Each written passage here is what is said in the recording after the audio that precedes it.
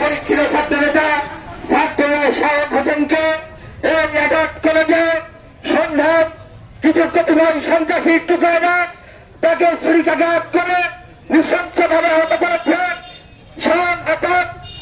Rajshahi medical হাসপাতালে মৃত্যুর ছেলে পাঞ্জা লক্ষ্যে আমরা বাংলাদেশ জাতীয় ছাত্রদল আমরা দেশের পক্ষ থেকে এক তীব্র প্রতিবাদ জানাই। প্রিয় ছাত্র বন্ধুগণ, এই এডওয়ার্ড বিশ্ববিদ্যালয় কলেজে